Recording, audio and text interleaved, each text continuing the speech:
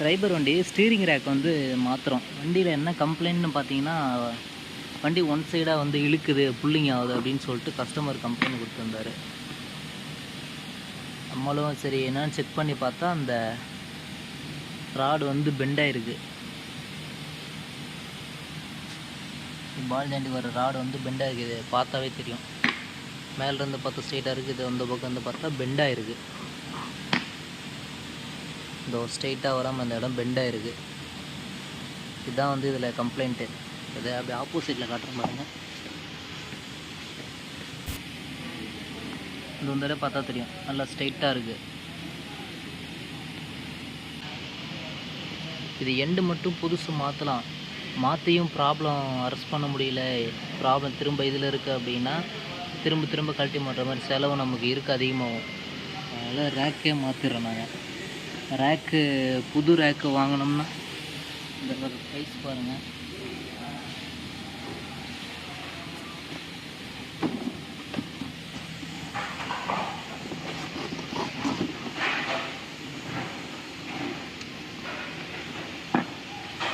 இது ரேக்கு புதுசு வாங்கினா இது மாடிஃபைடு ரேக்கு கொடுக்குறானுங்க. இப்போ இதே மாடல் ரேக்கு வந்து இப்போது கிடையாது.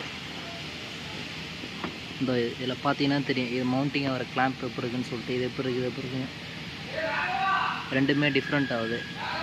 அதே மாதிரி இந்த எண்டு பார்த்தீங்கன்னாலும் தெரியும், எண்டு இது நல்லா புதுசு பெருசாக இருக்குது, இது சின்னதாக மெலிசாக இருக்குது.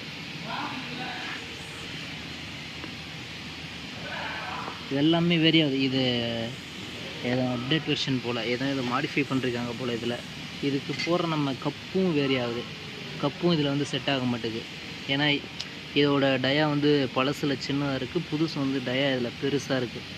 அதனால் இப்போ அதுக்காக வெயிட் பண்ணி கப்பு இப்போ திரும்ப புது கப்பு வாங்கி, இதுதான் புது கப்பு.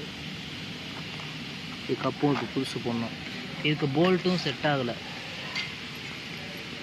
இதுதான் போல்ட்டு பழசு. இது 2 17 சைஸு. இது ரெண்டும் பழசு, இது செட் ஆகாது. ஏன்னா இதுக்கு லென்த்து டிஃபர் ஆகும் அப்படின்னு சொல்லிட்டு இதுக்கு போல்ட்டும் இதுதான் ஒரு போல்ட்டு 321 ரூபா.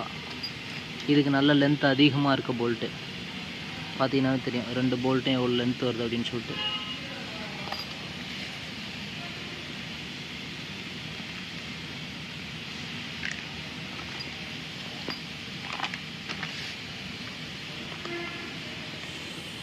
சரி, ஓகே, அவ்வளோதான். மாற்றிட்டு காட்டுறேன். நம்ம ரேக் எப்போவுமே வந்து இறக்கும்போது காலம் போல்ட்டு இங்கே 13 சைஸ் வரும். இதை கழட்டும் போது எப்போவுமே வந்து ஸ்டீரிங் கரெக்டாக சென்டரை வச்சு கீழே வெளில எடுத்து லாக் பண்ணிவிட்டு தான் வந்து நம்ம காலமே வந்து கழட்டுவோம். ஏன்னா திரும்ப இப்போது புது ரேக் ஏற்றுறோம் அப்படின்ற போது அப்போ தான் சென்டர் கரெக்டாக இருக்கும். வீல் அலைன்மெண்ட்டுக்காக நம்ம வந்து ஸ்டீரிங் சென்ட்ரு கரெக்டாக வரணும் அப்படின்றதுக்காக நம்ம இந்த மாதிரி பண்ணுவோம். நான் இப்போ சென்டர் வச்சு தான் நான் கரெக்டாக இறக்கியிருக்கேன். இது பார்த்தீங்கன்னா உங்களுக்கே தெரியும், பழைய மார்க்கு எல்லோ மார்க்கு மேலே இருக்குது, கீழேயும் மேட்ச் ஆகுது. கரெக்டாக இது வரைக்கும் சேமாக கரெக்டாக சென்டர் வச்சு தான் நான் பழைய ரேக் இறக்கியிருக்கேன். ஆனால் இப்போது புது ரேக்கு தான் இது.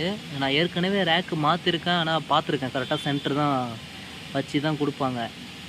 ஆனால் இதில் ஏன் மாறி இருக்குன்னு தெரியல. இதில் தெரியும் கரெக்டாக எல்லோ மார்க் வந்து இங்கே இருக்குது, ஆனால் எல்லோ மார்க் வந்து மாறி இருக்குது. இது இப்போ எதனா பிளேயர் வச்சு இல்லை டூல் வச்சு இதை திருப்பணும், ஸ்பேனர் மாதிரி ஓப்பனண்ட் போட்டு திருப்பணும் அப்படின்னா இதை நேர் வரும். நேர் வந்துட்டால் ரெண்டும் சேமாக கரெக்டாக வந்துடும். இது ஆனால் ஏன் அந்த மாதிரி கொடுத்துருக்கானுங்கன்னு தெரியல.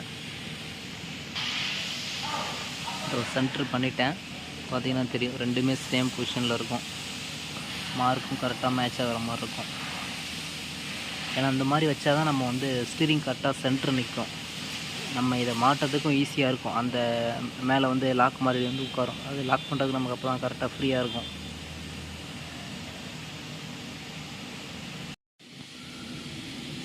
இந்த ரேக் ஏற்றியாச்சு. நம்ம பழைய போல்ட் வந்து பார்த்திங்கன்னா 17 mm அது நட்டு, போல்ட்டு.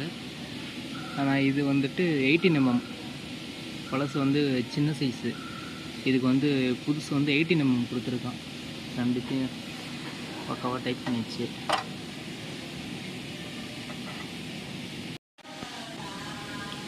எல்லாம் டைட் பண்ணி முடிச்சிட்டேன். சரி ஓகே நம்ம சரி சேஸ் சேர்த்துடலாம் அப்படின்னு சொல்லிட்டு சேஸை பிடிச்சி தூக்குறேன். இங்கே மேலே போகலை. என்னடான்னு பார்த்தா இங்கே பாருங்க,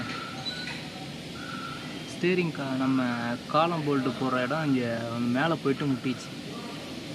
இப்போ பார்த்தா தெரியும்.